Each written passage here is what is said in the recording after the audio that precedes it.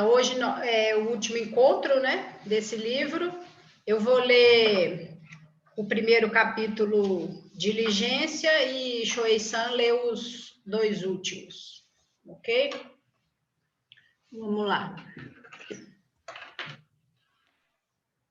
Capítulo 32, Diligência. A perfeição seguinte, víria, com muita frequência é mal interpretada. Trazer a qualidade da diligência à nossa prática não significa que temos de ser muito severos conosco ou sofrer muito. Várias pessoas pensam que, para ser um praticante diligente, você deve praticar meditação sentada por 1 ou 2 horas, ou sentar o dia todo até sentir dor pelo corpo todo e ainda achar isso bom. Você se esforça e aguenta bastante. Então, sente-se como um herói. Você suporta a dor em seu corpo e mente. Você tem feito isso. Você sobreviveu a um retiro. Eu vou fazer como alguns leitores que vai parando e fazendo pequenos comentários. Eu prefiro do que falar no final, senão eu esqueço.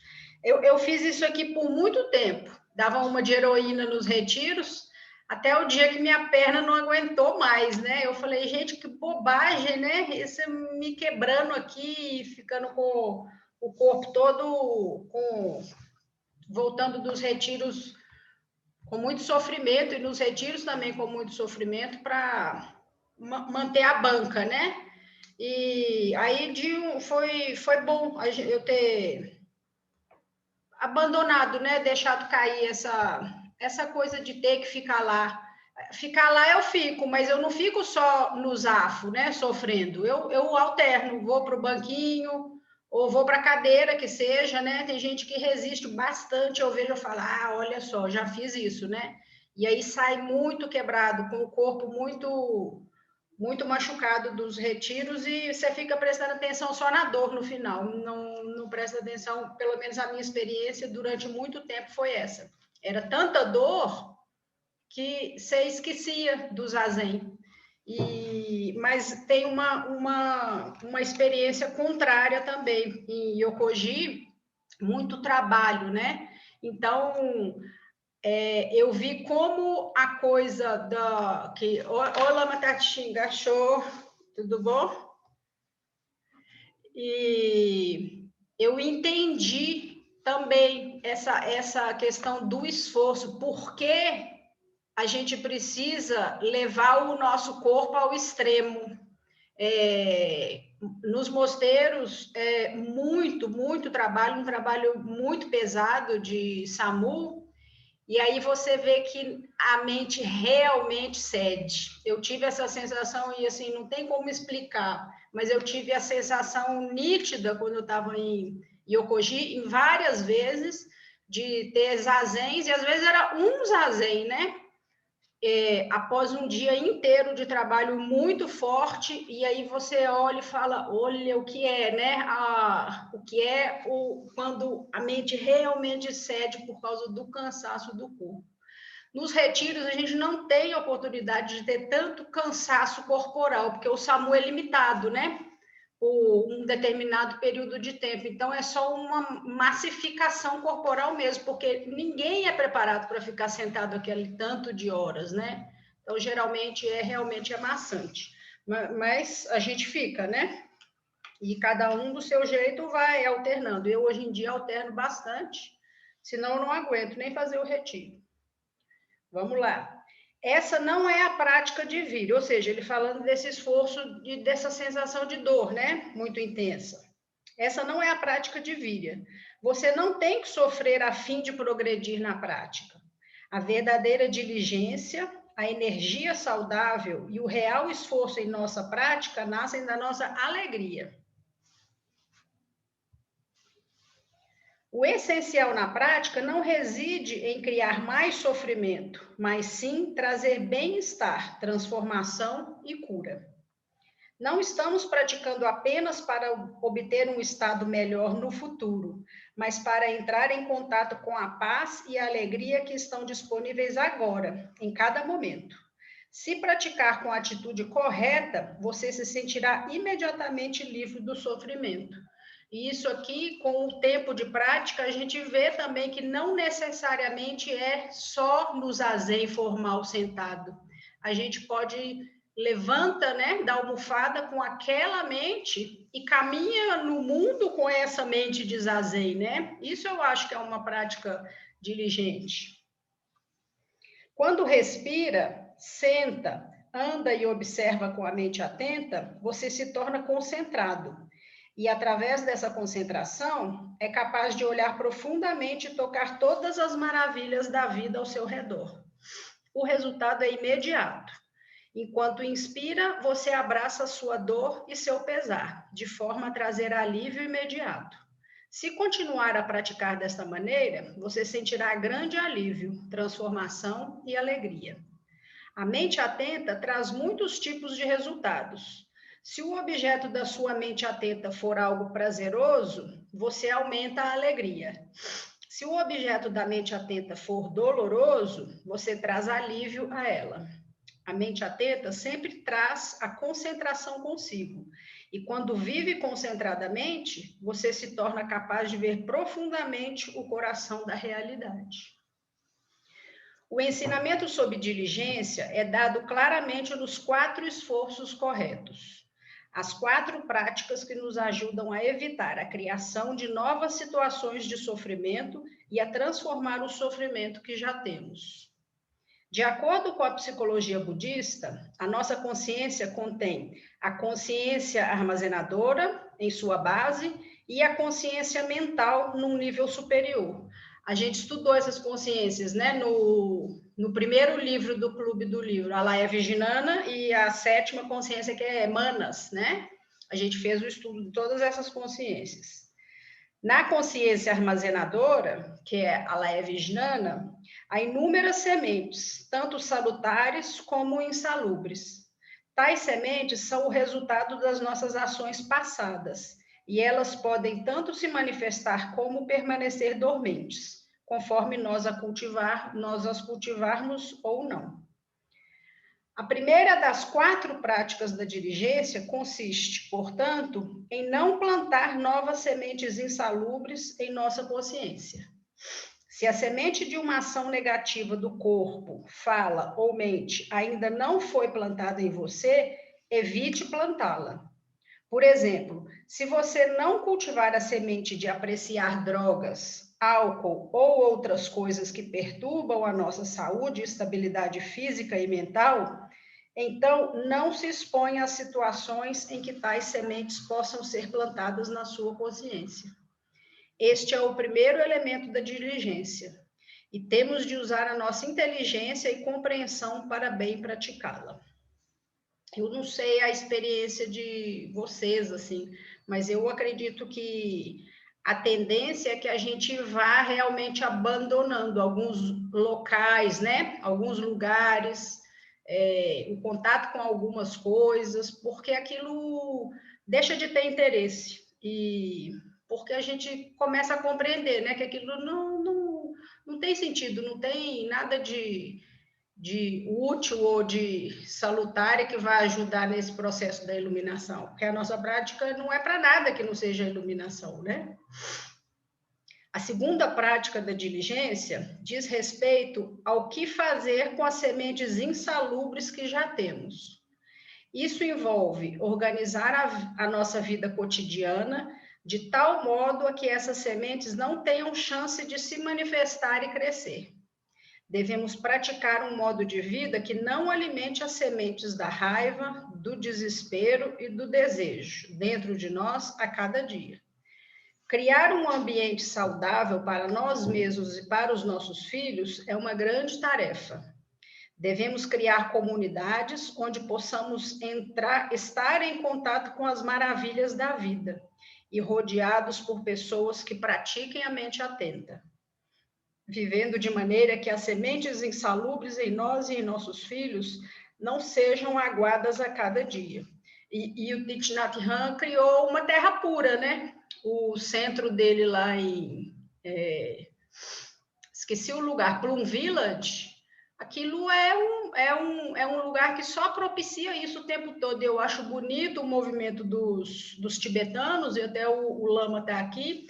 Eles têm esse movimento de acompanhar o mestre, formam pequenas comunidades em torno do mestre, né? do Lama raiz deles. E ali eles criam um ambiente que propicie o trabalhar dessa mente, né? O Lama Santem faz isso, eles moram numa comunidade lá em Viamão, aqui em Alto Paraíso eles têm uma comunidade, e a gente vê muito forte o efeito disso na prática, assim, como eles são diligentes mesmo, como a prática deles é uma prática bonita, consistente, assim, e que flui, né? Porque eles estão vivendo, eles saem dali, claro, porque a gente está no mundo, né? Mas é muito bonito o que essas comunidades fazem, e fazem para o que está ao redor delas também, né? Socialmente falando.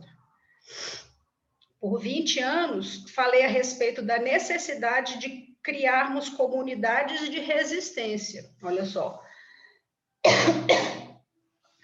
Comunidades que vivam com plena consciência, oferecendo uma alternativa aos estilos de vida insalubres e destrutivos de tantas pessoas. Estamos constantemente sendo expostos a negatividades da sociedade, assaltados noite e dia pelo que vemos e ouvimos. Facebook que o diga, né? As sementes insalubres são aguadas diariamente e elas continuam a crescer. Por isso, se torna tão importante refletir sobre como organizar as nossas famílias e comunidades de modo que possamos nos proteger da constante invasão e assalto dos desejos, da hostilidade e da ilusão. Se não nos protegermos da influência desses venenos, não seremos capazes de ajudar a proteger os outros, incluindo nossos filhos e demais entes queridos. A segunda prática inclui não permitir que as sementes negativas em nós sejam regadas e se manifestem no nível da nossa consciência mental. Quando elas se manifestam assim, sua base é reforçada. Uma semente mantida em nossa consciência armazenadora por longo tempo, gradualmente ficará menos poderosa. Se, porém, ela tiver a chance de se manifestar em nossa consciência mental, então ela continuará a crescer a partir da base. Precisamos diligentemente, portanto, não aguar as sementes negativas de desespero, raiva, desejo e assim por diante. A terceira prática da diligência consiste em aguar as sementes positivas que já possuímos em nossa consciência armazenadora. Se essas boas sementes ainda não se manifestaram, praticamos a fim de ajudá-las a se manifestarem. Se elas já se manifestaram, tentamos mantê-las o maior tempo possível em nossa consciência mental. Reafirmamos que o nosso ambiente é muito importante. Quando nos cercamos de bons amigos, bons irmãos do Dharma, eles podem nos ajudar a entrar em contato com as sementes salutares em nossa consciência armazenadora. E assim, as sementes positivas serão aguadas e serão capazes de se manifestar. Como isso funciona? Suponha que você comece a sentir raiva. Em vez de ser consumido por essa emoção, você ouve uma palestra do Dharma ou fala com um dos seus irmãos do Dharma. Isso pode impedir que a semente da raiva se manifeste totalmente. Então, você pode substituí-la pela manifestação da generosidade amorosa. É semelhante a trocar os canais de uma televisão. Se encontra o canal adequado, você recebe uma imagem saudável. Porém, cada vez que vê uma imagem negativa na tela, você muda de canal. Nossa consciência também trabalha assim. Há centenas de canais em nossa consciência e cabe a nós escolhermos o canal adequado. O canal dos Budas e dos Bodhisattvas, ao invés do canal dos fantasmas famintos. A quarta prática da diligência consiste em manter as sementes positivas que já se manifestaram, de maneira que elas continuem a se fortalecer e a se desenvolver. Quanto mais formos capazes de manter essas sementes positivas em nossa consciência mental, mais fortes elas se desenvolverão na base, a consciência armazenadora. Elas são como convidados maravilhosos que queremos hospedar pelo maior tempo possível em nossa consciência mental, a fim de que tenhamos a oportunidade de crescer na base. Isso se chama transformação na base.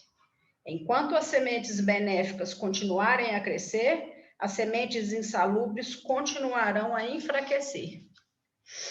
Diligência requer compreensão e precisa das demais perfeições para ser praticada, da melhor forma e da maneira mais efetiva. A prática de Shila, os treinamentos da mente atenta, representam um método muito bom de criar um ambiente saudável para nós mesmos, nossa família, a nossa comunidade, a fim de que possamos praticar a diligência. Podemos alcançar muito contentamento através da prática das demais perfeições, ainda que muitos de nós acreditem que a perfeição víria deva ser difícil. Então, praticamos arduamente, acreditando que este é o melhor e mais rigoroso tipo de prática. Porém, nossa prática é sem alegria e sofremos. Praticar diligência desse modo não pode trazer bons resultados, não importa o quão duro trabalhemos. Por isso, a nossa prática precisa estar acompanhada de prájna, compreensão. Através do elemento da compreensão, nossa prática trará muito alívio e alegria imediatamente. Ela será simultaneamente curativa e transformadora, o que, por sua vez, encorajará você a ser mais diligente em sua prática. Então, os 4 esforços corretos, né? Não plantar novas sementes insalubres, trabalhar para que as sementes insalubres que já temos não cresçam ou se fortaleçam, aguar as sementes positivas que já temos e manter as sementes positivas que já se manifestaram. No trabalho com as crianças, o que eu mais faço é a terceira, o esforço, aguar as sementes positivas que elas já têm. Eu fico anos só, porque a maioria das crianças não tem grandes maldades. Uma vez ou outra aparece uma criança com muita semente negativa, né? Então, você só rega aquilo, rega e potencializa para ela conseguir manter aquilo na primeira infância o máximo que ela conseguir. Eu acredito que esse seja um trabalho que esteja fortalecendo a base, né? A base dessa consciência armazenadora, assim, eu espero, né? Essa é a minha pequena contribuição para o mundo. E aí agora a Shoei-san dá continuidade nos outros 2. Depois a gente conversa, se vocês quiserem.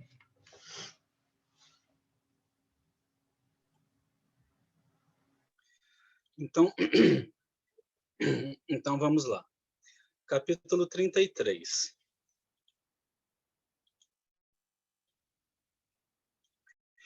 Meditação. Dhyana, meditação, consiste na prática de acalmar-se, concentrar-se e olhar profundamente. A meditação deveria ser entendida, antes de tudo, como o cultivo de samadhi, a consciência meditativa. Assim, quando recebemos ensinamentos, tais como os 3 selos do Dharma, impermanência, não eu e nirvana, como os objetos da nossa concentração, eles se tornam percepções reais, integrantes da nossa experiência de vida, não apenas ideias e conceitos. O ensinamento budista central acerca da impermanência nos diz que todas as coisas surgem e passam de acordo com suas causas e condições. Nada dura para sempre, nada existe como algo permanente, imutável em si mesmo. Muitos praticantes pensam que entendem perfeitamente o ensinamento acerca da impermanência, mas eles não acreditam realmente nela. Temos uma forte tendência a acreditar que permanecemos a mesma pessoa para sempre e que nossa nossos entes queridos também permanecerão os mesmos para sempre. Mas isto é um tipo de ilusão que nos impede de viver de um modo mais atento e compassivo. Se acreditamos que tudo e todos os que amamos sempre estarão lá, teremos pouco interesse em cuidar deles e em apreciá-los profundamente, exatamente aqui e agora. Quando perdemos algo ou alguém, nós sofremos. Quando, porém, aquela coisa ou pessoa ainda esteve presente em nossas vidas, podemos não tê-la valorizado e perdemos a oportunidade de apreciá-la, pois nos faltou o vislumbre da impermanência. É muito importante tornar a percepção da impermanência o objeto de nossa consciência meditativa, pois esse vislumbre é um elemento essencial do amor e da compaixão. Quando somos capazes de olhar para nós mesmos e para nossos entes queridos sob a luz da impermanência, sabemos o que fazer nesse exato momento, a fim de trazer alegria a nós mesmos e aos outros, pois amanhã pode ser tarde demais. Quando ficamos irritados com alguém, é porque não temos a percepção da impermanência e o vislumbre do não-eu. Podemos imaginar que a felicidade seja uma questão individual. Porém, quando olhamos profundamente a natureza do interser, vemos claramente que se a outra pessoa sofre, não há maneira de sermos verdadeiramente felizes. Quando estamos irritados com alguém, sofremos por causa da nossa própria raiva. Quando você tem condições de realizar algo para levar felicidade a uma outra pessoa, levar um sorriso ao rosto dela, imediatamente você também sentirá alegria.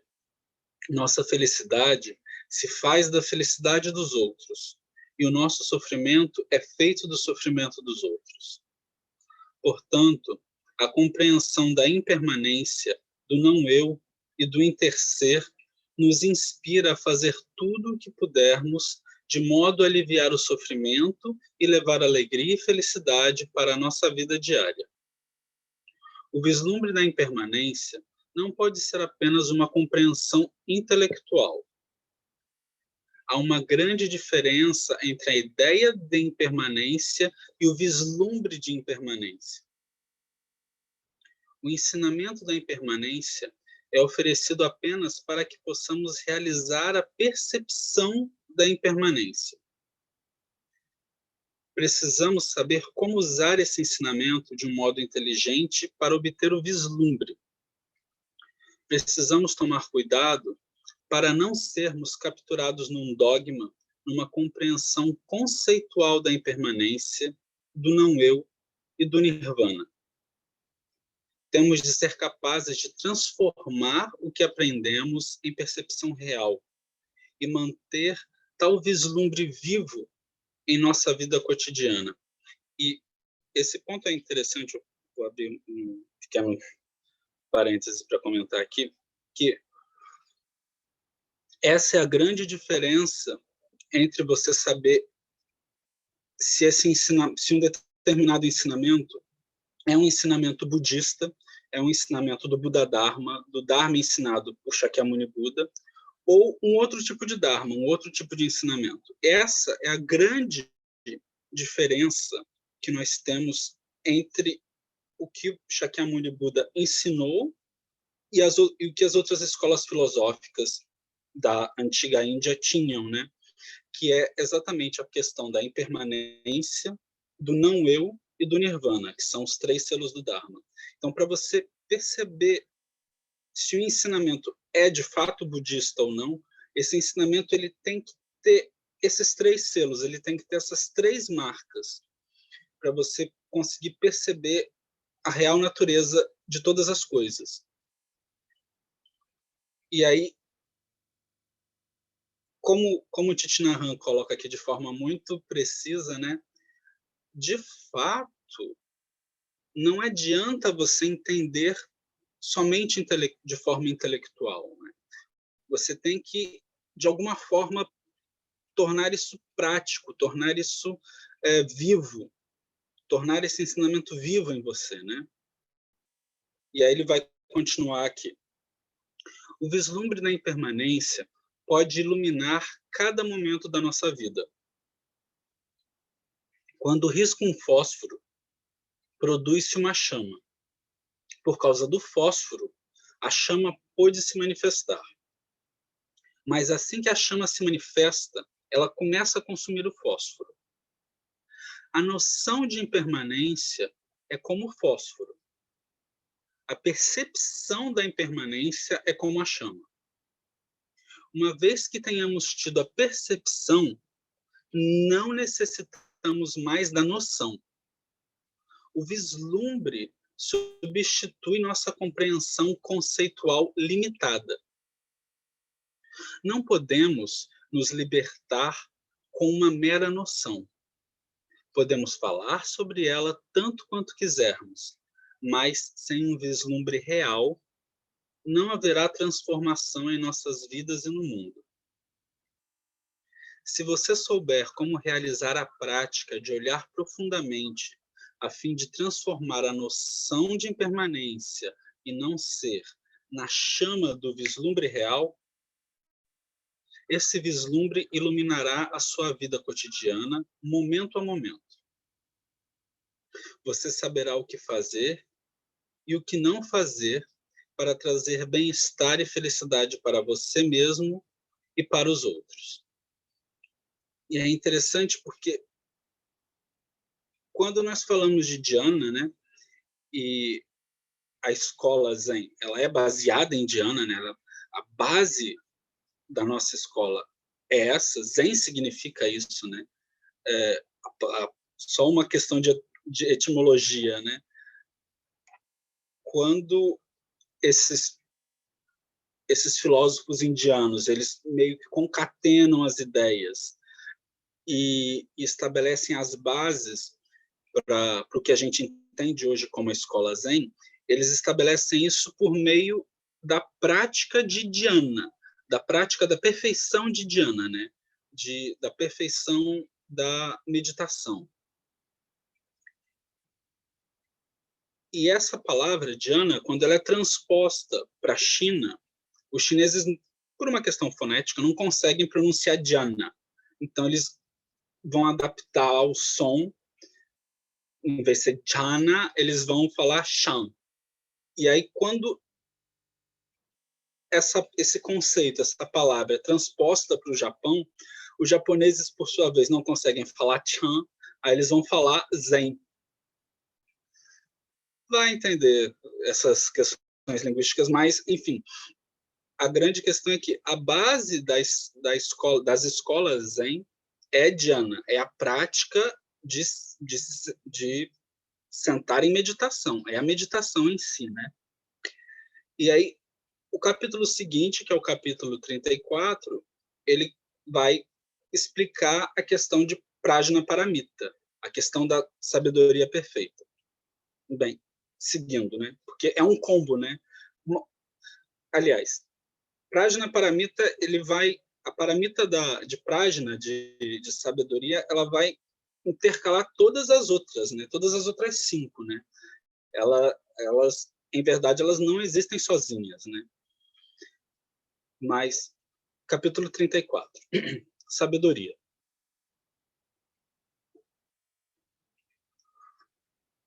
O Sutra Prajnaparamita descreve a perfeição da sabedoria, Prajnaparamita, como as asas de um pássaro que pode levar você muito longe. Ela constitui a fundação e a chave para a realização de todas as outras perfeições. Munidos deste tipo de compreensão, podemos praticar doação, mente atenta, inclusividade, diligência e meditação com grande perfeição. Sem prajna, sem sabedoria, a perfeição das demais paramitas torna-se impossível. Sem asas, você não pode ir longe. No último capítulo, aprendemos como a compreensão está presente na prática da meditação. Praticamos dhyana para produzir o vislumbre da impermanência e do não-eu em nossa vida cotidiana. Impermanência e não-eu pertencem à dimensão histórica da realidade. Tudo é impermanente. Tudo é sem existência separada. Somente quando tocamos profundamente a impermanência e o não-eu, as características da dimensão histórica, seremos capazes de tocar a dimensão suprema, o Nirvana. Logo, quando a prática de dhyana é guiada por prajna, somos capazes de tocar o Nirvana dentro da impermanência e do não-eu. Percebemos que não há separação entre a dimensão histórica e a dimensão suprema. Isso é prajna paramita. E é interessante porque quando o mestre Keizan Jokin, que é o fundador do Mosteiro de Sojeji, ele vai escrever os anais da transmissão da luz, como a transmissão de mente a mente se deu pela linhagem do Zen, ele vai dizer que antes de falar sobre a primeira transmissão, que é a transmissão entre o próprio Buda Shakyamuni e Makakasho, que é uma transmissão que acontece quando Buda Shakyamuni levanta uma flor e Makakasho sorri, antes desse capítulo, que é o primeiro capítulo, ele vai explicar sobre a própria percepção de Shakyamuni Buda. E ele vai dizer o quê? Que Shakyamuni Buda, depois de praticar durante 8 dias consecutivos, 8 dias, né? 7 dias e 7 noites, né? Ao final desse período de praticar dhyana, e ele vai detalhar isso, ele vai falar que Buda Shakyamuni se senta em dhyana e fica debaixo da árvore.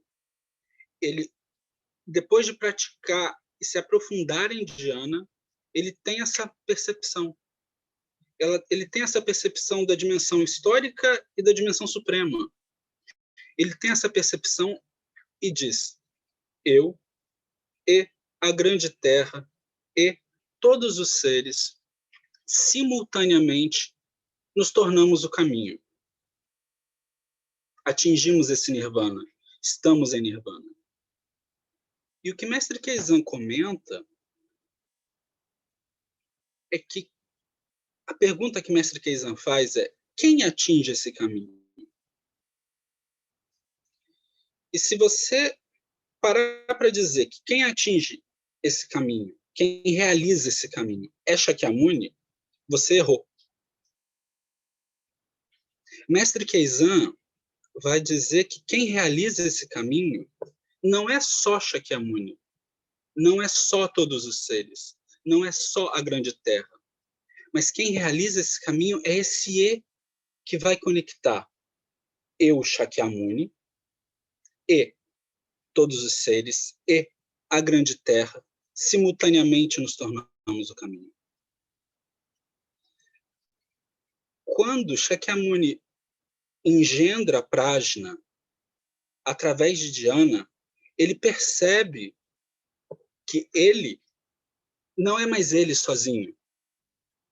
Ele é esse E que conecta esse eu menor, todos os seres e grande terra, simultaneamente. Ou seja, essa dimensão histórica dessa percepção desse eu, de todos os outros seres que são diferentes desse eu, e da grande terra como diferente desse eu, todos os seres.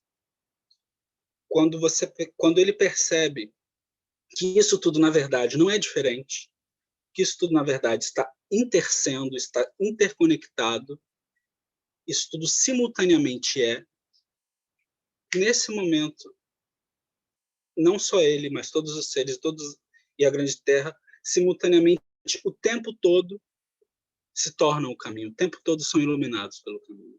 Isso é muito bonito da gente ter essa percepção. Em um primeiro momento, é intelectual, e depois você tentar compreender como isso se dá, né? E praticar isso, né? Bem, voltando ao texto. A prática da inclusividade significa que você tem a capacidade de aceitar e abraçar todas as coisas, incluindo a doença, a velhice e a morte. Quando traz o elemento prajna para integrar a sua vida cotidiana, mantendo o vislumbre da impermanência e do não-eu vivos, momento a momento, você é capaz de tocar a realidade última do não-nascimento e não-morte. Isto significa tocar o nirvana. E quando for capaz de tocar a dimensão suprema, será muito fácil aceitar e abraçar nascimento e morte, manifestação e não manifestação. É impossível praticar a perfeita inclusividade na ausência de prajna e do vislumbre da dimensão suprema, nirvana. Uma criança não fica triste quando um arranjo particular em seu calendoscópio desaparece, porque ela sabe que outra manifestação maravilhosa aparecerá. Impermanência e não eu são simples giros do calendoscópio, onde uma manifestação surge imperceptivelmente a outra. Quando podemos trazer prajna paramita para integrar a nossa prática das demais perfeições, então nós podemos verdadeiramente dizer que as corporificamos, que assimilamos os ensinamentos dos Bodhisattvas do Sutra do Lótus em nossa vida diária. A perfeição dana é doar, completamente livre da noção de que há qualquer separação entre doador, recebedor e aquilo que é doado. Realizar isso constitui-se numa prática muito profunda e prajna é o seu fundamento. A doação perfeita, a perfeição dana, só pode acontecer sobre o fundamento da perfeita compreensão, prajna paramita. Podemos levar o elemento prajna para qualquer prática, tal como a reverência. A tradição budista tem este gata maravilhoso. Aquele que reverencia e aquele que é reverenciado, ambos são perfeitamente vacuosos, ou munidos de vacuidade. Como podemos entender isso? Sabemos que Buda é feito de elementos não Buda, incluindo a nós mesmos. Você é feito de elementos não você, incluindo o elemento Buda. Esse vislumbre sobre a nossa natureza vacuosa e a natureza vacuosa de Buda é prajna. Com essa compreensão, podemos remover a fronteira entre aquele que reverencia e aquele que é reverenciado. Quando se inclina perante aquele que é a imagem da perfeição, o absoluto, o Buda, você vê a si mesmo refletindo lá. E você se torna capaz de reconhecer a perfeição suprema em si mesmo. Não há separação entre você e o objeto de sua reverência. Você experimenta uma profunda conexão com o Buda. Se você permanecesse inteiramente você mesmo, e o Buda permanecesse inteiramente ele mesmo, um profundo contato e uma perfeita comunicação entre vocês dois seria impossível. Compreender a vacuidade das coisas, desse modo, é prajna paramita, a perfeição da sabedoria, a base de nossa prática de reverência ou de qualquer outra prática a qual estivermos comprometidos. Quando tivermos realizado a perfeita compreensão em nossa prática das paramitas, saberemos que já estamos livres. Ao compreender que nascimento e morte são apenas um jogo de esconde-esconde entre a dimensão histórica e a dimensão suprema, estaremos completamente livres do medo. Por intermédio do Sutra do Lótus, vemos a possibilidade da compreensão perfeita. Podemos adentrar no grande veículo dos Bodhisattvas e, juntamente com todos os seres vivos, todos, atravessar para a margem da liberação.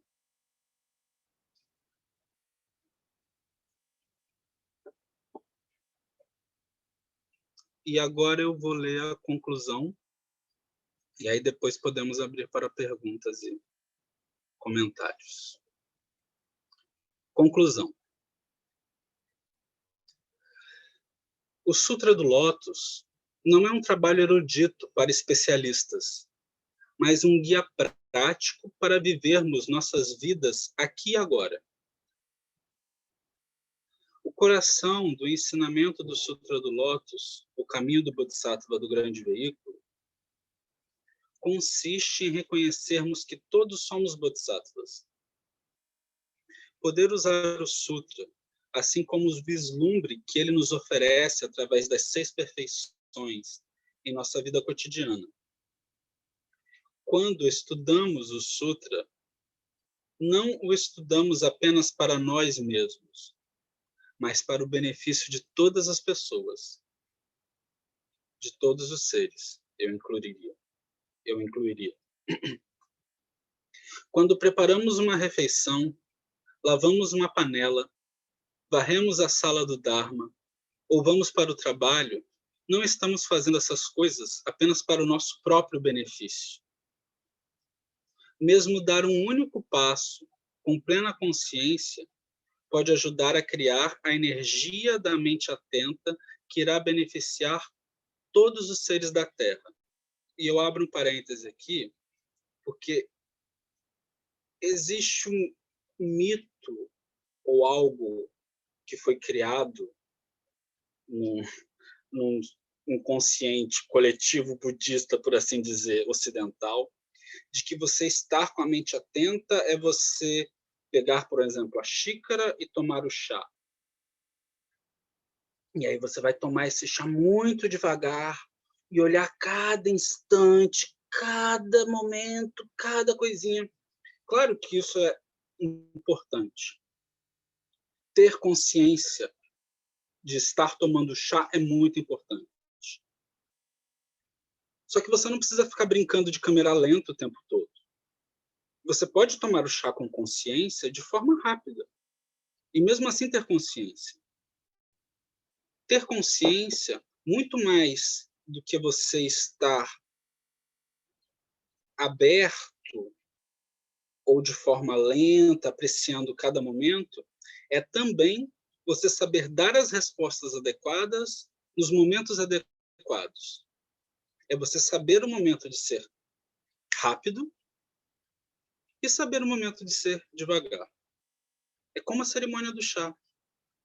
É você saber o momento de tomar com calma e delicadeza, apreciando aquele chá, e saber o momento de se levantar de forma vigorosa e forte e caminhar e andar. Isso é algo que eu gosto de acentuar bem, porque às vezes as pessoas confundem, né? Acham que ter plena atenção o tempo todo é ficar o tempo todo brincando de câmera lenta, e não é isso, né? Não é isso. Isso é muito importante da gente ter em mente, né? Bem, praticamos não somente para transformar a nós mesmos, mas também para transformar os outros, pois sabemos que intersomos com tudo na vida. Seguindo a prática dos grandes bodhisattvas, cultivamos um coração de amor e compaixão, concentração, vislumbre e, dessa forma, todas as nossas ações de corpo, fala e mente serão benéficas para todos os seres vivos.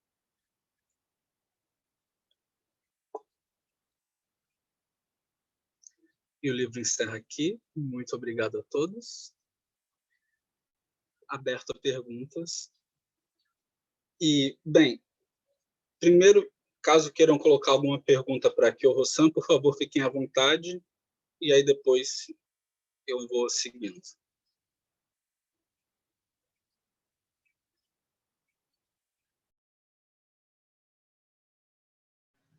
Eu conversei com o doutor Enio Burgos, que é o tradutor desse livro, e de vários outros, né? Eu convidei ele para... Ele ficou muito feliz porque a gente estava estudando o livro e mandou um abraço para todo mundo, pediu para agradecer vocês por estarem, né, interessados no livro. Não pôde vir, não consegue, porque tem feito muitos plantões, ele é médico, né? Está na frente do Covid desde o começo, mas pediu que eu transmitisse o agradecimento por todo mundo ter lido o livro, está estudando o livro, ele ficou emocionado que existe o Clube do Livro e que a gente estava lendo, né, esse livro. Então, estou transmitindo para vocês o abraço dele. Pode falar, Tokushi-san. Leve um tempinho aqui até abrir o microfone. Gratidão a ambos pela leitura. Raquel, Rossan, você comentou sobre os sexins, zazen e a nossa oportunidade, humildade e morte do ego, de certa forma, quando a gente diz assim, não, eu vou fazer um zazen cadeirante, né? Vou sentar lá na cadeira porque é render-se, né? De certa forma, a seu ego, a si mesmo, não, eu tenho que perseverar. E você lembra muito bem, né, daquelas práticas que a gente aprende, a sanga, ou quando a gente está no sexin, né, somos como um cardume. Todos dormem ao mesmo tempo, todos comem ao mesmo tempo, todos fazem samu ao mesmo tempo, todos fazem zazen ao mesmo tempo. E às vezes a gente via na sala da prática do zazen, pessoas, a gente fazia, né, 40, 10, 40, e tinha pessoas que permaneciam sentadas direto. E parece-me que foge da prática da coletividade, do cardume, porque se é para todo mundo levantar, todo mundo deveria levantar, né? Se tem uma pessoa que está no seu lado que tem dor, e aí talvez você, se está na coordenação, sei lá, dizer, olha, pode sentar-se numa cadeira, ajudar. Queria só que você comentasse essa coisa assim, que do super-herói que o Tim Natan bota ali, que algumas pessoas na sala de zazen querem ser super-herói, né? E assim, de certa forma, desanimam os outros que estão sofrendo, né? Mas eu não vejo assim, não. Eu não vejo assim, não. E vou te falar por quê. No Japão, o meu irmão, né, aluno do meu professor, Todd-san, a gente fez um Rohatsu Sesshin muito, muito duro em Eishoji. Eu acho que eu fiz 2 Rohatsus lá, e o último muito duro, porque o inverno terrível, né? Assim, num topo de montanha, mais tendente ao norte, o Zazendô não tem aquecimento, então era heroísmo mesmo, né? Eu não levantava de vergonha, porque tinha um senhorzinho de 82 anos, que é... Como ele chama mesmo, Shoisan? Aquele aluno do Orochi, aquele senhorzinho que ajuda ele em tudo lá. Chico-san. Chico-san. Estava lá, né, de manhã, de tarde, de noite. Às vezes só tinha, e o Rohatsu era aberto, né? E Pitote-san, Daijo-san, de vez em quando ia, porque ele tinha o templo dele para cuidar, e ele entrava num estado tão profundo no zazen, que eu acho que ele nem percebia que a gente levantava assim, porque ele ficava de um lado, às vezes do outro lado. No caso dos nossos CX, dava para perceber sim.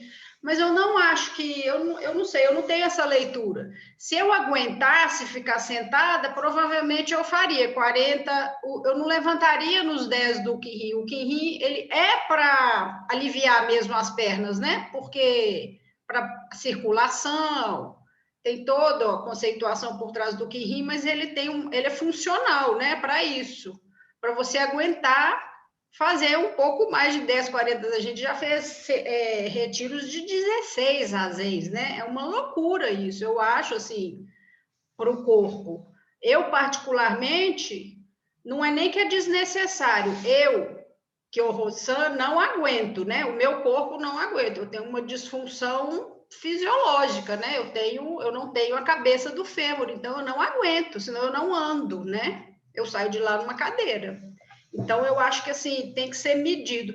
Mas eu nunca tive, isso eu acho que é mais uma limitação nossa, né, do ego mesmo, igual você falou, de ficar lá tentando, porque a gente fica com vergonha de levantar. Fica, porque tá todo mundo sentado, a maioria fingindo que está aguentando, porque dói fazer zazen. Dói sim, dói as pernas. A maioria está fingindo, mas tem gente que realmente eu acho que entra nesse estado de concentração profunda e não quer perder ali, porque são tão poucos os momentos que a gente está realmente em zazen, né? São tão de 40 minutos, provavelmente eu não sei, mas assim, a gente não fica 40 minutos em zazen. E aí eu acho que essa pessoa entra. Pitote San ficava 3 horas, 4 horas sentado, ficava uma manhã inteira sem levantar. Eu falava, oxe, será que ele vai conseguir andar? Não, está acostumado, ele fala. Mas tem um corpo que consegue fazer isso, né? Tem um corpo, não sei, tem perna, tem coluna, e realmente ele sentava, né? Um monge que sentava mesmo. Mas eu não sei, eu não vejo assim, não. Eu acho desnecessário, né? Ser tão. Não é nem que é desnecessário, é necessário, porque zazen é sempre necessário. Mas, assim, o esforço excessivo é desnecessário você ficar nessa luta lá. Você fala com o monge olha, eu não aguento, eu posso passar por uma cadeira, né? Isso é um passo de humildade, muitos não dão. Eu mesmo custei a dar, porque eu tinha vergonha, não era nem porque eu queria dar, porque eu sou mole. Eu passo mesmo para o banco sem vergonha já. Porque senão eu não vou andar no final do retiro. Não tem importância. Faz, gente. O monge Álcio, né? Ele tem alunos que nunca vão fazer meditação sentada, porque eles são terminais. Eles estão deitados numa cama. É a mente, né? Não é um corpo. A gente entende que precisa do corpo, né? É corpo-mente, enquanto tiver um corpo. Mas na medida que você não tem um corpo, você precisa trabalhar sua mente para morrer. É o caso dos alunos, nem são alunos, são pessoas que ele ajuda a morrer, né? Aquela pessoa não tem corpo mais. Alguns são tetraplégicos, vegetais, né? Só tem uma mente ali funcionando. Precisa fazer essa mente, fazer essa passagem, né? Mas é difícil, é difícil. Zazen não é uma coisa fácil, não, nem mentalmente, nem fisicamente, né? Muito pouca gente tem essa maleabilidade pro corporal, né? Ou não sente nada no Zazen. Muito pouco. Um pouco de dor eu acho razoável, eu acho que a gente também tem que aguentar. Mas, assim, no extremo, eu acho desnecessário. Muito extremo.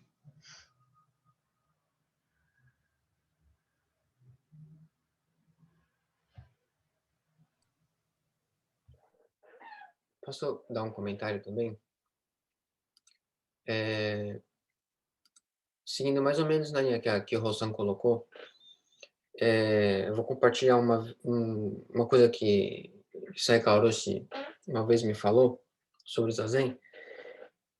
Uma vez ele me recomendou fazer o Zazen da seguinte forma: sentar e só levantar quando você realmente não aguentar mais de segurar para ir no banheiro.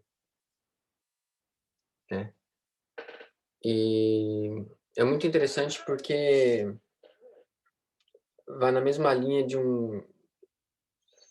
um registro que eu li uma vez, de um mestre zen mais contemporâneo, talvez coisa de 80 anos atrás, talvez 70, 80 anos atrás, que esse mestre, né, chama Inoue Genroshi. Esse Inoue Roshi, ele falou que ele escreveu que quando ele ainda era jovem, praticava assim no mosteiro lá que ele estava, acho que todo mês tinham sessins longos, assim, de uma semana, 10 dias, não lembro, e que eram sessins, assim, basicamente sentados direto, não saíam da posição de zazen para quase nada, e que, inclusive, antes de começar o período de sesshin, eles faziam alguns dias de preparação, já sentando já também, né? Então, era quase metade do mês em sesshin, né? Saikao Roshi e outros mestres dessa mesma linha que ele, eles todos falam na importância de tentar manter a postura do zazen, né? Doer dói, né? E é uma coisa que para algumas pessoas é mais fácil de acostumar, para outras nem tanto. Mas também não é a última martelada, né? Não é a última regra, né? Então cada um também tem que perceber seu próprio corpo, entender seu próprio corpo, sua própria respiração, como ela funciona, para poder seguir no seu passo também, né? Não adianta fazer igual se fazia antigamente nas tradições zens, né? Isso antigamente há algumas décadas atrás, tá? Tanto o Soto quanto o Rinzai, que era pegar o praticante, o monge, e amarrar as pernas dele na postura de zazen, né? Isso existia. Então, quando o novato entrava no mosteiro, ele amarrava as pernas dele na postura do lótus para ele poder sentar em lótus, né? Isso hoje não se pratica mais, isso hoje não acontece mais hoje, mas outras tradições, como por exemplo a Rinzai, eles têm prática, o que a gente chama de asa, né? Que é o zazen da noite, na verdade, ele acontece depois da hora de dormir. Ou seja, eles têm prática o Sesshin da Rinzai, se eu não me engano, eles dormem sentados na postura de zazen, né? Então, da mesma forma que a gente tem que tomar cuidado com o nosso corpo, saber ouvir o nosso corpo, quais são os limites dele. Por exemplo, eu tenho conhecidos que não conseguiam sentar de pernas cruzadas, foram buscar outras práticas, como yoga, por exemplo, para melhorar a flexibilidade do corpo para poder sentar em yoga, né? Então, da mesma forma que a gente tem que prestar atenção no nosso corpo, quais são os limites, quais são nossas barreiras, a gente tem que também saber quais são as nossas, como é que eu posso dizer, as nossas fraquezas, né? No que a gente pode avançar mais também. Isso também é importante frisar, eu acho, né?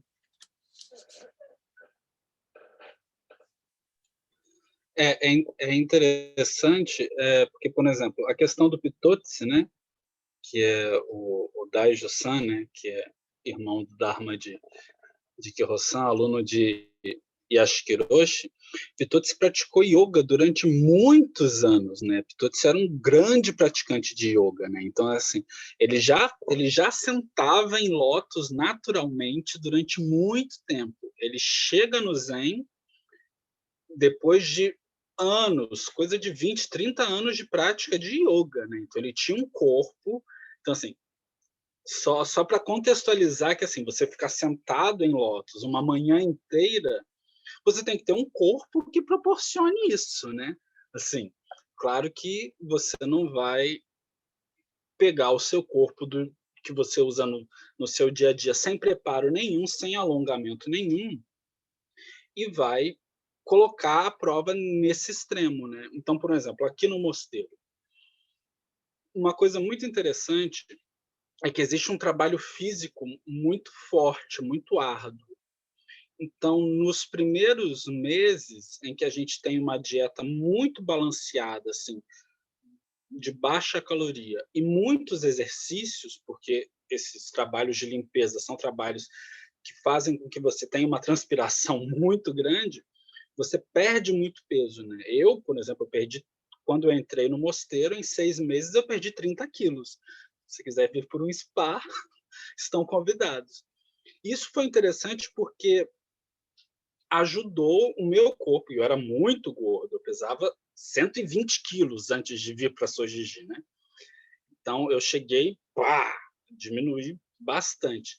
De tal ponto, aqui hoje eu consigo sentar em zazen e sentar em lótus completo. Mas isso é um processo, né? é um processo que é um processo contínuo, dia a dia, e você está no contexto de um mosteiro, né? Então você não pode tirar desse contexto, de um contexto de mosteiro, de um contexto de um universo muito bem orientado e muito bem observado, e querer cobrar do seu corpo de um dia para a noite, né? Você que nunca fez um retiro, por exemplo, nunca fez um dia inteiro de zazen, por exemplo, você querer passar 7 dias sentando 12 vezes de 40 minutos em lótus ou em semi-lótus. Não vai. No 5º dia, seu corpo vai dizer, não, meu querido, você não está entendendo como é que isso daqui funciona, né? Você quer que em 5 dias algo que você levou 30 anos se resolva, ou 40 anos, ou 50 anos, né? Então você tem um corpo que você está com você há 30, há 20, há 40 anos, que você trata ele de um jeito, e você quer que esse corpo de 20, 30, 40 anos se resolva em 5 dias. Então não é bem assim que a coisa funciona. Mas a contrapartida também. Lama Tarty, por favor. Você que passou muito tempo em retiro, você deve ter uma experiência interessante com relação ao corpo também, né? Ok. Pode me ouvir? Ok. Só tentar dar uma contribuiçãozinha com esse negócio de postura de sentar, né? Eu também era assim, eu praticava, já estava com 10 anos dentro do Dharma, mas era só os domingos, né?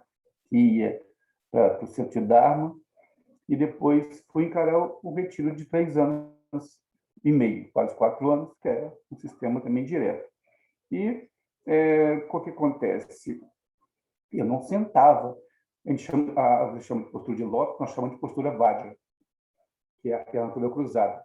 Né? Porque Vajra, porque nas figuras que está em união das divindades, a divindade masculina está sentada assim, e a gente chama de lótus a da mulher, porque a mulher é lótus, então ela está em volta assim. É a diferente terminologia. Então, eu cheguei lá no retiro de 3 anos e eu não sentava com a lótus completa, como você fala, né? E o retiro se dá, você entra, não tem, então você tem uma celazinha, um quartinho de 5 metros quadrados, eu acho, não sei se é 2 e pouco por 2 e pouco, uma coisa assim, pequena, aonde não tem cama, só tem um altarzinho e tem uma caixa para você sentar dentro. Alguns de vocês devem saber, é uma caixa realmente é 1 por 1. Né? 1 por 1 para mim não serve muito, eu tenho 1,87 m.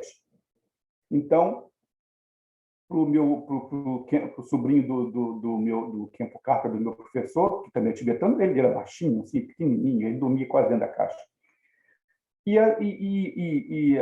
São 4 turnos por dia, então começa às 4 da manhã, vai até 7h30, depois tem um intervalo para tomar um café, depois mais 1 hora e pouca de uma prática conjunta dos retirantes, que também é sentado no chão, da mesma forma, depois mais 10 minutos, depois volta para o segundo turno, de 9 até meio-dia, e assim divide até 10 horas da noite. E é uma caixa que você não tem cama, ou você vai ficar ali sentado, e, ao mesmo tempo, você vai dormir ali dentro. Então, você ajeita da mesma forma, quando o Jochen falou sobre o Rinzai, dormir também zazen, então eu lembrei também disso, porque a gente também dorme sentado. Tá? Então, se encosta o mais possível, a gente fazia umas gambiarra para poder... Meus amigos tentavam se amarrar, porque tem um espaldar na caixa assim. Então, um caixote, uma coisa. Ele tentava se amarrar e fazia de tudo, para poder o pescoço cair. E como era só 5 horas de sono, você ia dormir, se fosse, né, dormia 10, não dormia 10, terminava o turno às 10, dormia 11 horas, 11 e pouca, para acordar 3h30 de novo, porque 4 horas em ponto começava. E até chegar no começo, até chegar a mais ou menos a 1 mês, 2 meses, 3 meses, 4 meses, mais 3 meses, 7 meses. Depois de 7 meses, mais ou menos, 7, 8 meses, eu teria obrigatoriamente que sentar o lótus completo, porque teria uma prática que exigia isso. Antes, não. Você não precisava disso. E depois todas as práticas necessitavam isso, de realmente ficar assim. Além de ficar assim, A postura que a gente tem, que chama de postura do abutre, você tem que segurar o dedo polegar debaixo do anular, colocar aqui na base do fêmur aqui e esticar o braço assim. Você vai aqui assim, né? Com a postura Vajra. E aí você bota aquela faixa que alguém já viu foto de Milarepa, chama faixa de meditação. E eu sempre achava que aquela faixa era para segurar, para ajudar a gente a ficar na postura. Mas não é nada, é só para medir, para ver se você está afrouxando na postura. Foi uma decepção minha de retiro, achando que aquela faixa que os meditadores tibetanos usam era para poder segurar, entendeu? Que não, aquilo você faz uma medida certinho, o professor faz a medida certa de você, é para que você estiver afrouxando, você sabe que você sai da posição. E quando faltava assim, tinha que entrar na postura Vajra completa, ou do Lotus completo, eu não conseguia ainda. Aí eu forcei, aí consegui, muito apertado.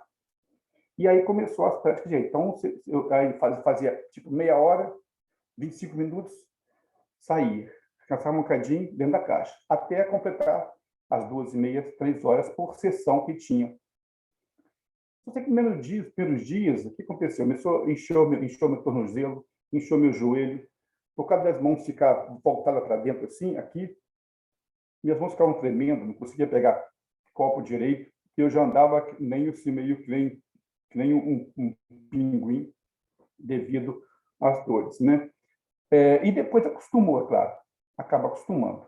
Você fica sentado todo dia, acostuma. Mas, como o Shuai-san disse, uma preparação anterior, eu acho que é muito bom para o ocidental, porque os orientais já estão sentados, já nasceram sentados, né? Fazem as refeições no chão, tudo sentado, e você sabe, anatomicamente diferente, os tibetanos, os japoneses, eles têm os membros inferiores um pouco mais curtos que a gente, e o tronco maior, nós temos pernas compridas pra caramba, né? A nossa conjuntura é diferente. E até devido a isso, uma monja que fez o retiro 3 anos também, e ela era professora de yoga, e ela viu que havia muito problema disso dentro do retiro dela. O retiro dela foi na Europa. Ela pediu ao Karmapa, que é o chefe da nossa linhagem, e fez um estudo, um enquete com todos sobre as dificuldades e os problemas, porque algumas pessoas conseguiam, mas também causavam danos às pessoas. As pessoas, por muito esforço, ficavam na postura, o tempo sentado, mas você via que elas ficavam todas tortas, né? Elas causavam algum dano no corpo, o pé torto, coisa torta. Então, ela estava tentando lançar um programa de as pessoas, antes do benefício das pessoas antes terem algum tipo de prática de yoga, né? De Hatha Yoga, para poderem se adaptar a ficarem sentados por muito tempo, sabe? Porque é muito difícil, né? Eu passei por esse problema todo, e depois, não, tudo bem, mas até, se você não tiver uma diligência muito grande, que eu sou da forma do dirigente, tiver uma diligência muito grande de querer e gostar daquilo e estar envolvido mentalmente, você vai ficar sofrendo o tempo todo, e aí, tempo que você vai perder lutando com as suas dores, com a mente, está perdendo aquelas horas de sessões de meditação, até você conseguir uma postura. Mas eu acho que é uma coisa interessante para se ver mesmo a situação de uma adaptação física para conseguir. Agora, eu tinha uma pergunta para você, acho que é 2 ou 3 perguntas sobre o texto. Uma que não é sobre texto. Eu não sei o que é SAMU, só sei que é SAMU aqui. SAMU da coisa, eu não sei o que é SAMU, depois você me diz que é SAMU. SAMU é trabalho. Tá. Trabalho? É? Seva. Qualquer tipo de trabalho. Seria Karma Yoga. Sim, Seva, em sânscrito, Seva. Né? Outra coisa, quando você leu esse trecho que esse mestre japonês, que eu não sei, você falou que ele estava falando sobre a transmissão entre Buda e Kashyapa, não é? Kashyapa, sobre o estudo do Lótus, que antes, sobre o Buda de ter tido a liberdade, né? Ele, a terra e todos os seres, certo? Não foi um só. E ele falou assim, que, na verdade, o que aconteceu foi no E, né? Esse E não é Prajna ou não? como veria esse E? Sim, esse E é a percepção de prajna. É a prática, porque está falando da meditação, de jhana, né? Something, Sim, sim. Que era através da meditação, é Sim. claro, através de jhana que Buda atingiu completo despertar. Sim, esse E é a realização de prajna. Esse E é realizar. Essa percepção desse E, essa percepção desse eu menor, a grande terra e todos os seres simultaneamente somos um, simultaneamente estamos o tempo todo nos tornando do caminho, isso é prajna, isso é realizar prajna, né? Isso é realizar a vacuidade em todos os seres. O E seria prajna. Sim, a percepção do E. Ah, tá. O E, na verdade, é a natureza Buda em todos os seres, que é o que vai conectar. Ah, tá. É porque dentro da paramita da sabedoria, quando estiver dentro do estudo do tibetano, pelo menos da minha tradição, que vê Kagyu e Nima, Prajna é quando você realiza que todos os seres, todas as coisas, você mesmo não tem essa identidade, né, essencial, única, né? E o E seria, essa que fala da natureza, a gente chama de Yeshe, ou Jhana, ou Jnana, não é? Sim, sim. Eu estou até falando para ela para poder entender se é isso que está falando, porque Prajna, a gente divide Prajna Paramita, para nós da nossa escola, em sabedoria, em Prajna, e a Prajna é que reconhece, que a gente chama de Jhana. Não sei se seria isso que seria... Sim, sim. Traçando um paralelo seria isso. E só a última coisa, para não tomar muito tempo, porque eu aproveito para participar com vocês aqui para poder interagir e automaticamente aprender, assim, para poder a nomenclaturas e coisas assim dentro do Zen. O Tinahan indica os 3 selos, né? E nós falamos em 4, né? E nesse que você falou que inclui a Nitya, né? A Nitya e Nirvana e Anatma. A gente bota também Dukkha também. E aí a gente fala que são 4 selos. Sim, é interessante essa divisão do sistema dos tibetanos, porque eles incluem Dukkha, né? Isso, eu já vi isso em alguns lugares, né? Inclui Dukkha, porque ele diz que tipo assim, o primeiro, a Nietzsche, né? Todos os fenômenos são impermanentes, não é? Aí ele fala, todas as emoções são dukkha, são sofrimento. Mas ele fala assim, por que é isso? Porque a pessoa não tem uma relação de visão de impermanência com os fenômenos. E por isso ela gera emoções que geram sofrimento. Aí eles incluem dukkha nisso. Ok, obrigado. Tem um texto muito bom lá no grupo sobre esses 4 selos, explicando lá os 4 selos. Deu até um debate bom lá uma época. Eu vou achar ele para subir. Muito bom, explicando o porquê dos 4 selos. Sim, sim. As escolas tibetanas fazem essa divisão. No Zen, no caso, a gente não faz essa divisão porque inclui Dukkha dentro da questão da impermanência, né? Dentro da percepção da impermanência. O Joken-san, isso. Sim. Tem a 4ª divisão, que é Isai Kaiku. Eu estou escrevendo agora no chat para o pessoal poder usar para pesquisar depois. Normalmente se fala em 3, né? No budismo japonês, que é a impermanência, a ausência do eu e o Nehan, né? O Nirvana, que é Shogyo, Mujo, Shoho, Muga, Nehan, Jakujo. São os 3 selos, né? Em japonês chama Sanboin. Mas existe também algumas formas de apresentar isso, como Shihoin, acho. São as quatro formas, né? A 4ª forma é Isai Kaiku, que todos os fenômenos são Dukkha, né? Existe sim, a 4ª colocação também.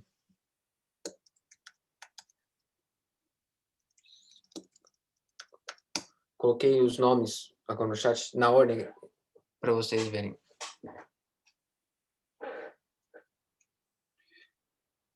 Isso Eu acho que seria você só, mandou para mim. Jockey-san, isso seria apenas uma, Oi. como é que fala? Desdobramento dentro da mesma linha, ou é uma linha diferente de pensamento? Ou é o mestre que atribuiu, que fez esse quarto? Deixa eu ver, você mandou para mim de novo. Então, no Japão, normalmente, quase em todas as colocações sobre esse tema, se fala no Sanboin, que são os três, né? San significa três. Bo é Dharma, In é selo. São os três selos do Dharma. Mas tem alguns textos e comentários que se coloca o quarto também, que em japonês é o Issai Kaiku. Issai significa tudo, todos, né? E Kai significa também todos, é meio que uma repetição. E Ku, que é o vazio. Desculpa, Ku é sofrimento, acho que eu escrevi errado o último. Que é sofrimento. Mas geralmente só se usa os três mesmo. Eu não sei, não é uma separação por escola, eu diria. Mas é que, de maneira geral, só se usa os três mesmo, né? Os três selos do Dharma.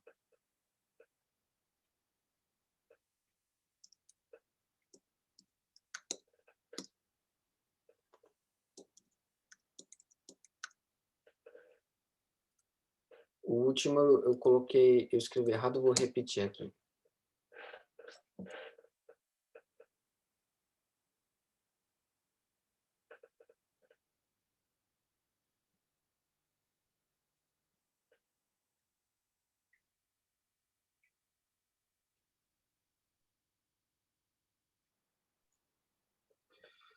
A Márcia San, ela colocou uma questão aqui que eu vou compartilhar com vocês, né?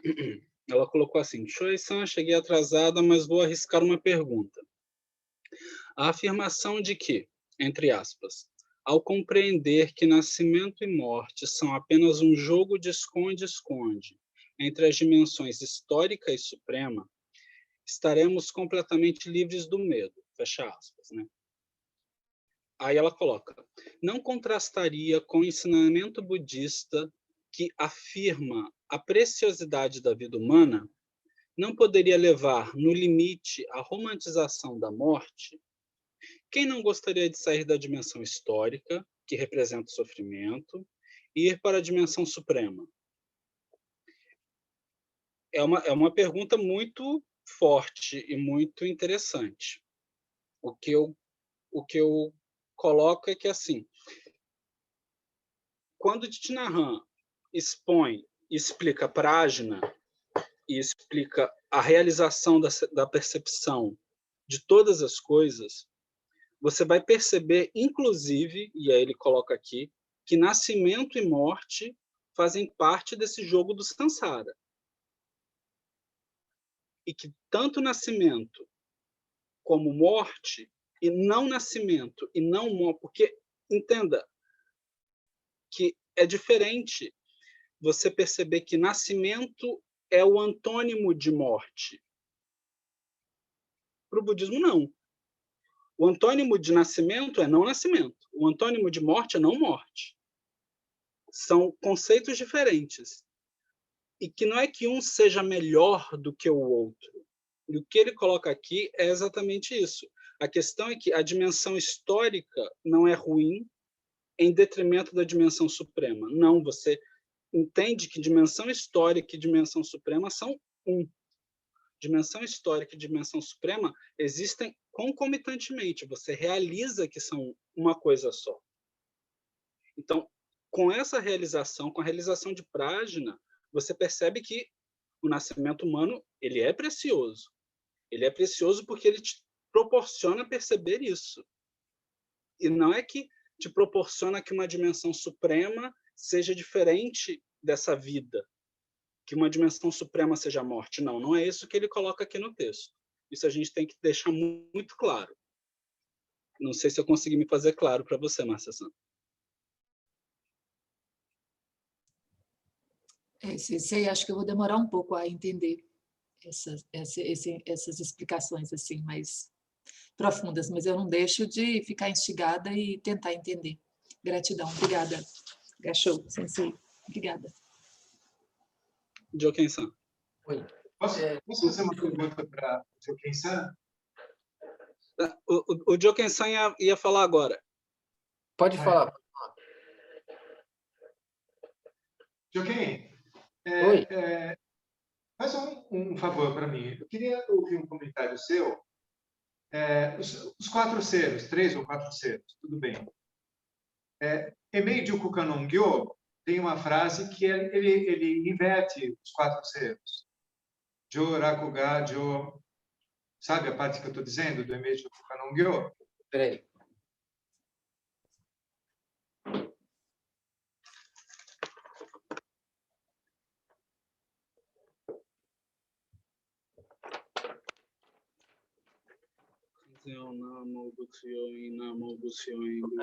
Jo, Rakuga, Jo. Isso. São os selos invertidos. Eu queria que você traduzisse, basicamente, para mim, esse Jo, Rakuga, Jo. Como é que seria a tradução literal disso? Olha, eu precisava dar uma pesquisada em algum comentário desse texto, porque Jo, Rakuga, Jo, do jeito que ele está aqui, pode ser que seja alguma interpretação, né? Eu posso estar enganado, mas Jo, Rakuga, Jo, do jeito que ele está aqui, ele não me parece ser sobre os 3 selos. Jo significa constantemente, Raku significa alegria, que é uma referência Só um pouquinho, né? A impermanência, ele inverte e coloca constância, constantemente. Entendeu? É a inversão dos 4 selos. Por exemplo, tá. Achei que era a ordem, inversão da ordem, tá. Pode ser que seja isso, sim. Eu preciso isso. pesquisar. Então, o primeiro essa tradução. O primeiro é constância. Isso, o primeiro é constância, o segundo é alegria, felicidade, regozijo. É o contrário de sofrimento. Sim. Ga é a afirmação da identidade. A afirmação da identidade, né? Porque o selo fala anátema. E aí ele afirma. Então, como é que a gente poderia colocar isso? Afirmação da identidade. Né? O Ga seria isso. É o que a gente comumente usa ego, né, no Ocidente, que é a ideia de afirmação de uma autoafirmação de identidade, né? E o Jo, significa pureza, purificar, pureza. E o último é pureza. Isso. Eu não sei, agora que você falou, parando para pensar, pode ser que de fato tenha alguma relação, eu preciso pesquisar, eu não sei de cabeça. Eu posso tentar pesquisar e ver se eu encontro alguma coisa. Puxa, se você encontrar alguma coisa, você se comunica comigo. Eu estou precisando muito disso. Eu passo para o Shuei-san, ele coloca no grupo, eu vou anotar. Tá bom, muito agradecido, só isso. Obrigado, viu, Joken-san? Pela dica. Eu vou pesquisar, nunca tinha parado para pensar assim. Eu queria aproveitar nesse encerramento, né, agradecer a todo mundo, Shuei-san, Kyoho-san, você, todos vocês. Muito agradecido por tudo, por essa leitura toda do Sutra do Lótus, maravilhoso. Muito obrigado. Obrigado, Deus-san. Eu posso só comentar? Desculpa ficar falando toda vez assim bastante, mas é que é tão interessante que eu gostaria de escutar a opinião do pessoal também. Sobre a pergunta da Marciação, compreender que nascimento e morte são apenas um jogo de esconde-esconde entre as dimensões histórica e suprema. A gente tem uma tendência, eu percebo, a interpretar nascimento e morte somente da maneira literal, né, de nascer, sair do ventre e morrer e ir para debaixo da terra. Talvez nos textos, né, pode ser que esse nascimento e morte, nos textos assim chineses, japoneses, eles, além de se referir também, claro, ao nascer e morrer do corpo físico, Eu acho que é o nascimento, é o surgir e o desaparecer da ideia, né? Da ideia de que os fenômenos possuem uma identidade que seja fixa, de uma identidade que sem essa identidade esses fenômenos não serão o que eles são. Por exemplo, quando eu mostro essa caneta, e eu, por exemplo, se eu quebrar essa caneta e falar, essa caneta morreu, o que na verdade está morrendo é a ideia de uma essência de caneta, né? E a matéria em si, ela vai se transformando. E nesse fenômeno físico aqui, essa existência aqui, não existe nenhum aspecto, nada em absoluto, que faça que essa caneta seja uma caneta. É somente o nome que a gente dá para ela e a ideia que a gente atribui a esse fenômeno a partir da nossa consciência discriminatória. Então, nossa consciência discriminatória, quando olha para essa caneta, fala caneta. Quando essa caneta quebra, é como se a essência dessa caneta tivesse morrido. Mas, na verdade, essa caneta ela não tem essa essência. Então, pode ser que o que ele fala em compreender o nascimento e a morte como apenas um jogo de esconde-esconde entre dimensões histórica e suprema, talvez ele esteja falando para a gente perceber que os fenômenos todos, sejam eles palpáveis ou não, à nossa volta, eles de fato não possuem alguma coisa que faça esses objetos serem o que eles são, uma essência que seja fixa. Então, o nascimento e a morte não necessariamente é somente o nascer do corpo físico, quando sai do ventre materno, e quando ele morre e é cremado, vai para debaixo da terra. Isso, de fato, dá brecha para a gente interpretar a morte de uma maneira romantizada. E, se fosse isso, de fato, também seria uma contradição com a importância da vida humana. Mas me parece que não é somente a morte do corpo físico em si, mas sim é o desvanecer de uma ideia de uma natureza que seja fixa e que dê qualidade de existência para os objetos.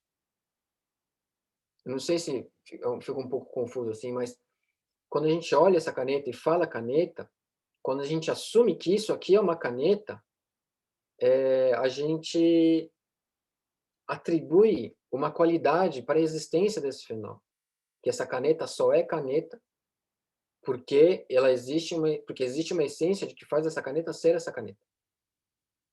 Mas se a gente investigar nesse fenômeno aqui, não existe absolutamente nada que faça com que essa caneta seja uma caneta, senão somente a nossa consciência apegada que diz isso. Por exemplo, eu vejo pela tela que, não sei se todos, mas pelo menos a maioria estão sentados, né, diante do computador. Façam a pergunta para vocês e tentem investigar. Vocês estão sentados? Eu estou sentado? Perguntem para vocês. Por que vocês sabem? Por que a gente sabe que a gente está sentado? A gente só sabe que a gente está sentado porque a gente compara esse instante aqui agora com um instante anterior na nossa memória de que a gente estava de pé. Então, a ideia de estar sentado, a ideia da essência de estar sentado, ela só existe porque a gente compara com alguma coisa na nossa memória. Mas esse instante aqui agora, da maneira como ele se apresenta, não existe nem sentado e nem de pé. A gente só compreende que a gente está vivo porque a gente, com a nossa memória, com as ideias que a gente forma na nossa cabeça, cria uma comparação de alguém que está morto. Mas, na verdade, não. Nesse instante aqui agora, apenas nesse instante aqui agora, da maneira como ele se apresenta, não há nem morte e nem nascimento. Não há sentado, não há de pé. Não há eu, não há o outro. Há um sutra que Shakyamuni Buda ele dá exemplo dessa caneta com a mão. Ele pergunta assim: o que é isso? Uma mão. E o que é isso? é um punho. E quando a gente muda nome e forma, parece que são duas coisas diferentes e parece que uma some, né? Então, aqui é uma mão, vou fazer uma mágica. Pum, sumiu a mão, porque isso é um punho, né? Não é uma mão. Agora eu vou fazer sumir o punho. Opa, olha lá, sumiu o punho, virou mão. Isso revela essa natureza ilusória de a gente enxergar as coisas com nome e forma e não essa natureza do E. Ai. É engraçado a pergunta, que o Joaquim falou, porque, coincidentemente, começou 2 finais de semana atrás, vão passar mais 2 finais de semana, eu estou dando um ensinamento, tem um título de Iluminavelmente, mas foi eu que inventei esse título, na verdade, e o que eu faço é discorrer um comentário de um texto do terceiro Karmapa, chamado Distinguindo Consciência da Sabedoria, né? E que trata disso, das 8 consciências, como funciona as 5 consciências de sentido, a 6ª consciência conceitual, a 7ª, que é a consciência klesha, e a 8ª, que é a laya vidyana, né? Depósito, e assim, né?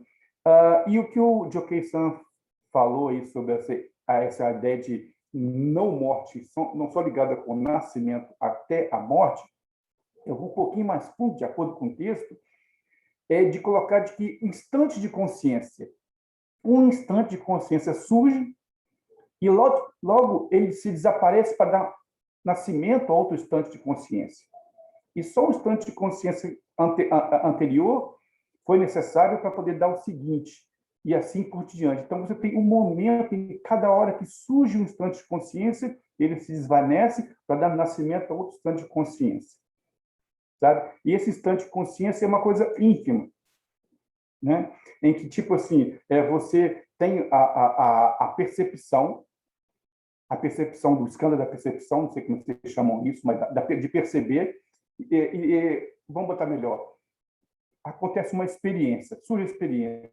Aí a consciência humana, da 7ª, ela vai dividir essa experiência entre um percebedor e um percebido. E daí, juntamente, você vai aplicar o que eu gosto do percebido, não gosto do percebido. Ou sou neutro. E daí você vai, que é a sensação. Depois, formações mentais, samskara, que você vai avaliar tudo. Isso surge num instante, mas na hora que você tem uma outra percepção de uma outra consciência sonora, você está vendo uma coisa. Passa uma moto, dá um tiro aqui de um foguete, e aí nasceu uma outra instante de consciência, gerado por quê? Pelo estímulo do objeto na consciência auditiva, em que a 6ª consciência vai lá na 8ª, pega as informações do que é isso para poder construir isso, e aí surge o que a gente chama de tiro de foguete. A cada momento acontece isso, a cada instante. Em tibetano, a gente chama de ketig, que é traduzido como um instante, que é um momento da consciência em que as primeiras escolas budistas, como as Vaibhashika e Sautrantika, colocaram porque o Buda não ensinou, a princípio, o não-eu dos skandhas. Ele falou o não-eu do indivíduo. O indivíduo era 5 skandhas. Mas não disse que o mundo externo também não tinha, não falou sobre nada. Depois, no Prajaparamita, que ele foi dizer que também todos os skandhas, né, todas as consciências, a forma, nariz, tudo, os objetos, tudo, também não tinha nenhuma essência nenhuma. Então, quando chega nesse ponto, que fala de que como é que você usa o termo mesmo? Suprema e histórica, né? Isso. Percepção histórica suprema. Isso, a gente fala de, né, verdade relativa, verdade absoluta, ou realidade relativa, realidade absoluta, a relativa do samsara. O que acontece em cada instante de consciência que um surge e outro, mas ele intrinsecamente, o Buda já falou no Prajaparamita, que até o instante de consciência, a consciência em si, ele é destruído de uma realidade intrínseca, apesar dela estar manifestando. Enquanto a gente não descobre isso, Nós vamos tentando, não é, jogando, usando os meios para poder dirigir, manobrar dentro disso, né? Mas sabendo que, na realidade, em hora nenhuma, não teve instante de consciência que surgiu, porque a cada instante de consciência que surge vai ter um passado, presente e futuro dele. E você não vai achar nenhuma substancialidade nisso. Essa seria essa instância suprema, não é?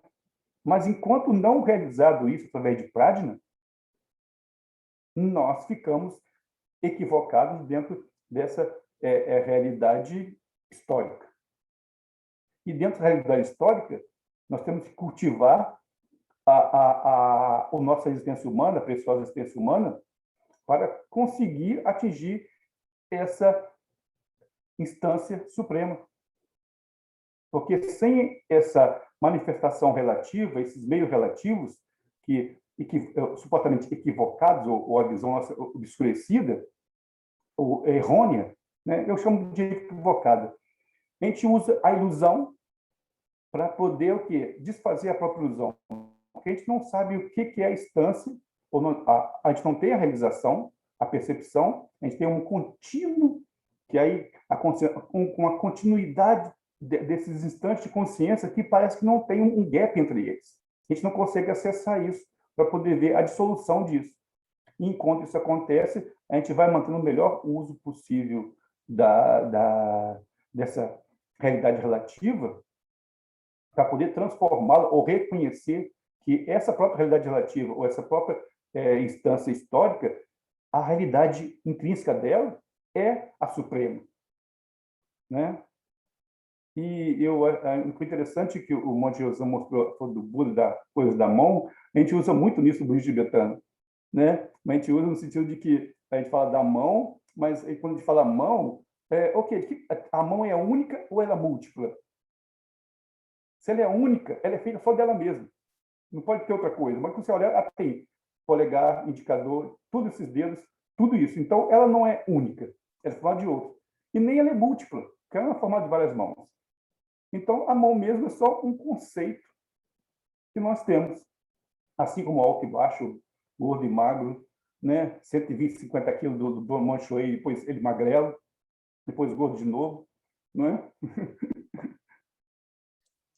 Difícil perceber. Haja prática. Obrigada, Impermanente. E eu convido vocês, se quiserem, né, verem, estou falando sobre isso, que é um texto maravilhoso, que ele fala da transformação das 8 consciências nas 5 sabedorias, um texto do terceiro Karmapa, e foi uma coincidência uma vez com o professor Joaquim falando, porque nós vimos que a Xuanzang tinha a mesma ideia que o terceiro Karmapa tinha, que dividia a sétima consciência em dois aspectos, né, em vez de ser um só.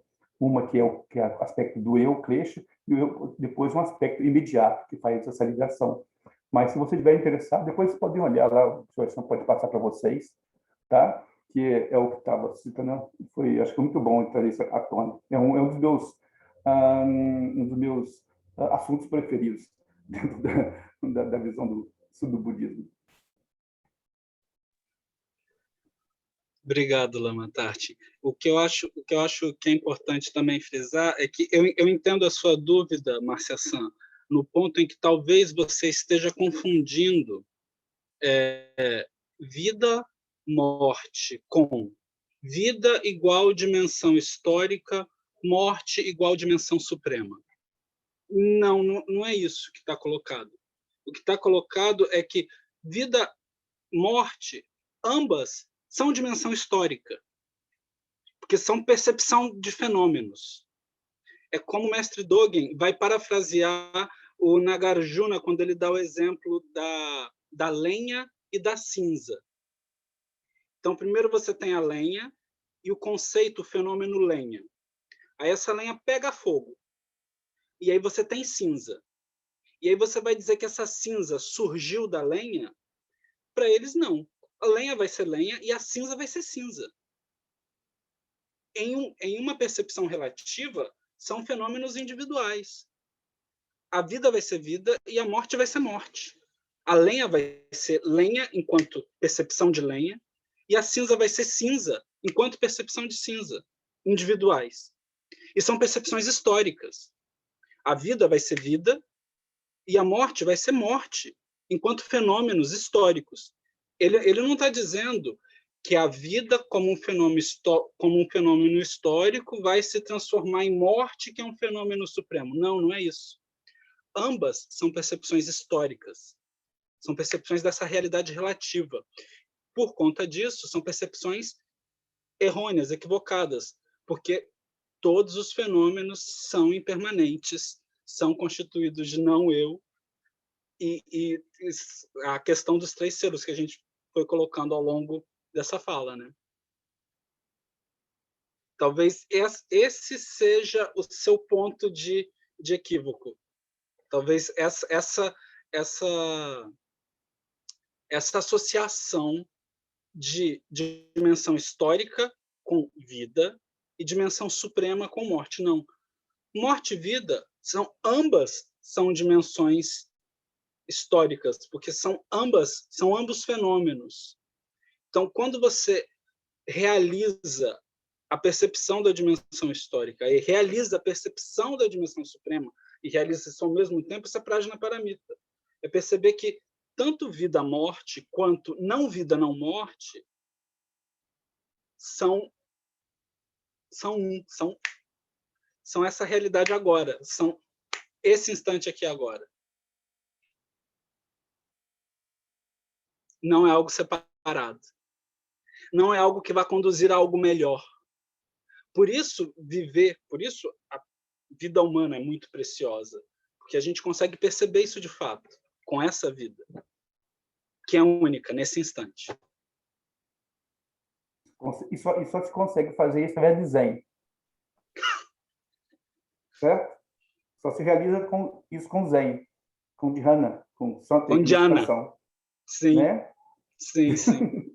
E isso é interessante porque para nossas escolas, que são escolas de prática, são escolas fundamentadas em dhyana, de uma forma ou de outra, todos esses caminhos vão conduzir para essa percepção, ela se dá quando se senta, quando se realiza prajnaparamita através de dhyana, através de sentar e meditar.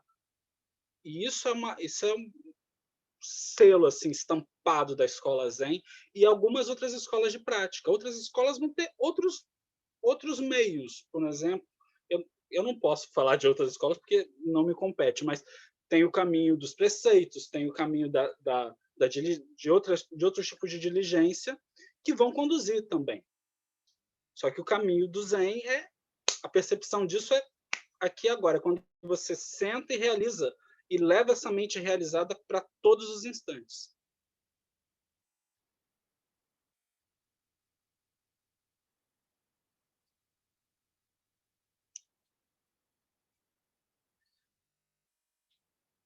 Recados finais, que o Rossan? Não, só agradecer todo mundo, né? A fidelidade aí. Semestre todo, 1 ano e meio já o Clube do Livro está online, funcionando direto, e tanta generosidade, principalmente dos monges, né? Do Lama, que está sempre aqui com a gente, em doar o tempo de vocês para a gente. Muito obrigada, né? Semestre que vem eu vou estar aqui com vocês, mas Shoei-san vai tomar a frente da direção do Clube do Livro. Estou um pouco cansada. Eu preciso de um descanso como líder de sangha, assim, né? Eu nem gosto muito dessa palavra, mas tem muitos anos que eu estou só na frente, né? Sempre na frente e puxando o carro. Eu falei, eu estou tão cansada, pega um pouco e faz, assim, as coisas, me deixa clicar lá e pedir para entrar na sala, né? E você me autoriza lá a entrar. E aí o semestre que vem, ele vai fazer esse trabalho da divulgação e de mandar os capítulos. Pode contar comigo, viu, Shoei-san?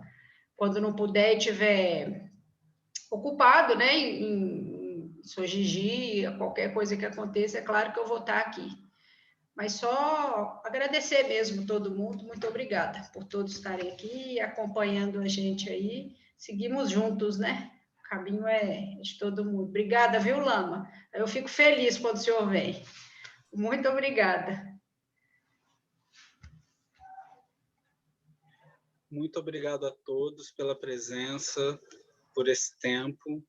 Que os méritos de nossa prática se estendam a todos os seres, que possamos todos nos tornar o caminho iluminado. Oferecemos a todos os Budas, através do espaço e do tempo, a todos os Bodhisattvas e Mahasattvas e a Mahaprajna Paramita, a grande paramita da sabedoria perfeita. Muito obrigado a todos, fiquem bem. Muito obrigado, Lama, sempre por sua presença. Obrigada e boa noite. Boa noite. Boa noite. Obrigado. A gente avisa quando... O Shoisan avisa quando for voltar, né, Shoisan? Provavelmente em agosto, né?